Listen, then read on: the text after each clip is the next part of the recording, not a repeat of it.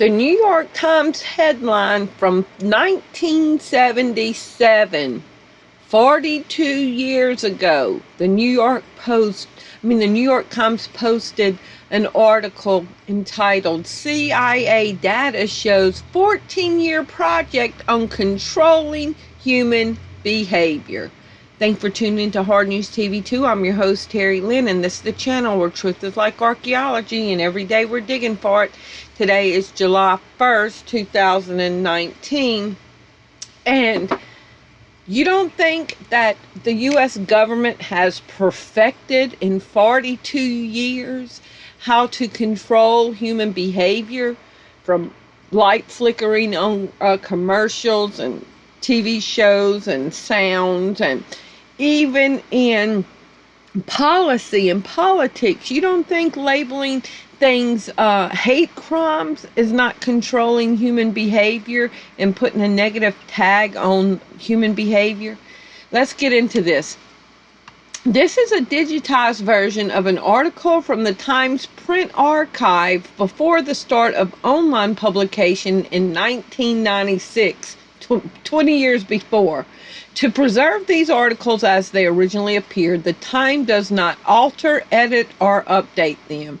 Occasionally, the digitization process introduces transcription errors or other problems. July 20th, 1977. The Central Intelligence Agency conducted a 14-year program to find ways to control human behavior through the use of chemical, biological, and radiological material, according to agency documents made public today by John Marks, a freelance journalist. But when we talk about chemtrails putting chemicals in the air, people think that we're conspiracy theorists. But for 14 years it was divulged they were using chemical and radiological material to control people. So I bet if people were talking about this then, they were called conspiracy theorists. Mr. Marks, an associate of the Center for National Security Studies, asserted at a news conference that Admiral Stanfield Turner, director of CIA, in a letter to the State Select Committee on Intelligence last week, this was 1977, seriously distorted what the CIA research program involved. Mr. Marks said based on documents about the program he had received under the Freedom of Information Act, he had concluded that Admiral Turner seems to be practicing what used to be called a modified limited hangout when he called agency's activity a program of experimentation with drugs. Now, this was also what they did with MK Ultra. To be sure, drugs were part of it, he said, but so were other techniques. This must be MK Ultra, as electric shock, radiation, ultrasonics, and psychosurgery, psychology, and incapacitating agents, all of which were referred to in a document I received. The documents made public today and the disclosure by the CIA last week that I found another cache of previously undiscovered records suggested broader experimentation on unwitting humans by the intelligence agency or its paid researchers than had been publicly known before. Mr. Marks said he had obtained or read about 1,000 CIA documents, many of which were turned over to the Senate Intelligence Committee for the 1975 investigation of the agencies. That was the church hearing. CIA spokesman, now this is the New York Times talking about all this. The CIA spokesman declined comment on Mr. Marks' charges. However, Admiral Turner told newsmen after leaving a meeting with senators that the agency was moving swiftly to review the documents it had found. Mr. Marks distributed 20 documents that describe the following instances, among others. Now, these are some of the things they did to unsuspecting U.S. citizens, the CIA. In 1956, the CIA contracted with a private physician to test bulbopin, a drug that can cause stupor or induce a catatonic state on monkeys. and convicts incarcerated at an unnamed state penitentiary. So they had a captive audience, so to speak, in the prisons, giving them medicine that they couldn't talk or move. The agency wanted to know if the drug caused a loss of speech in man, loss of sensitivity to pain, loss of memory, and loss of willpower. A letter from the unnamed CIA official in 1949 discussed ways of killing people without a trace. Now, these are people that call us conspiracy theorists for saying that the government is concocting ways to torment people and kill people, and weather modification and chemtrails and all this. And they call us crazy. But this is a public record now that in 1949, the CIA was discussing ways of killing people without leaving a trace. Don't think our governments are not wicked. Quote, I believe that there are two chemical substances which the most useful, so that word's a typo, in a way that would leave no characteristic pathological findings, and the quantities needed could be easily transported to places where they used to be, the letter said. The letter also suggested exposure of an individual to X-rays or to an environment in which he would freeze to death.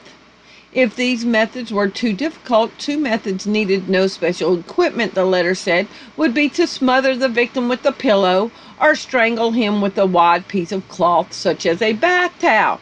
This was the government talking about ways to kill people and take people out. So when we see these suspicious deaths of whistleblowers on the news, and we are suspicious of their death, we have reasonable, tangible facts while we believe it's suspicious. In 1952, two Russian agents who were suspected of being doubled were interrogated using narcoleptic methods. Under medical cover, the document said the two men were given sodium pentanol and a stimulant. One interrogation produced a remarkable regression, the paper said, during which the subject actually relived certain past activities of his life, some dating back 15 years, while in addition the subject totally accepted Mr. Name Deleted as an old and trusted and beloved personal friend whom the subject had known in years past in Georgia, USSR. A summary of a 1953 meeting reported a suggestion that the CIA worked with scientists of unidentified foreign government. This was probably Operation Paperclip and the German Nazi scientists that they brought over. A summary of a 1953 meeting reported a suggestion with the CIA work with scientists of an unnamed foreign government, since that country allowed experiments with anthrax, a disease contracted from infected cattle and sheep, and the United States did not. The documents given to Mr. Marks were heavily edited, apparently for security reasons, but they showed that even while the CIA was operating this program, was conscious of its questionable nature. In 1950, memorandum on finding psychiatrists to conduct experiments noted that one applicant's ethics might be such that he might not care to cooperate in certain more revolutionary phases of our project, but it said other candidates' ethics are such that he would be completely cooperative in any phase of our program, regardless of how revolutionary it may be. In 1963, Inspector General's report that apparently resulted in a program being discontinued noted, quote, the concept involved in manipulating human behavior are found by many people both within and outside the agency to be distasteful and unethical. According to Mr. Marks' documents and an earlier Senate investigation, the CIA conducted secret medical experiments from 1949 through 1963 under the code names Project Bluebird, Project Artichoke, Project MK Ultra, and Project MK Delta. The CIA Inspector General's report in 1963 described the program as research and development of chemical, biological, and radiological materials capable of employment in clandestine operations to control human behavior. So all the people that say we're crazy for saying MK Ultra was real, Bluebird, Operation Artichoke, here it is in mainstream news. It was not called fake news. It was in there. Last week, Admiral Turner announced the agency had discovered some 5,000 documents pertaining to the program that were not available to the Senate Intelligence Committee in 1975. So after the church hearings, there were still 5,000 documents that they did not even see in the church hearings. They are financial records of the various experiments and include the names of doctors and medical institutions that performed the test. Today, Admiral Turner, 1977, gave the members a closed-door briefing on the new material. He will appear before a joint public hearing of the Intelligence Committee and Senator Edward Kennedy's Health Subcommittee on July 29th to more fully describe the new findings. The Intelligence Committee staff will begin studying the documents later this week. Under the Freedom of Information Act, private citizens can obtain heretofore secret government documents provided they do not endanger current national security matters or disclose matters that could invade the privacy of other individuals. I would suggest not requesting Freedom of Information materials on this, because then they got your mailing address where it's going to, and they can come find you and means to take you out. Mr. Marks charged that it had taken him nearly 2 years of legal pressure to dislodge the material he had received.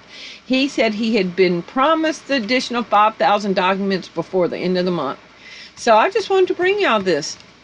1977, for 14 years, there was documented facts that the U.S. government was mind-controlling people, controlling their behaviors. Don't think it's not happening today. Don't put your head in the sand and think all of a sudden we've gotten wholesome and ethical. Y'all leave me your comments below and let me know what you think. Thank you for watching. Bye-bye.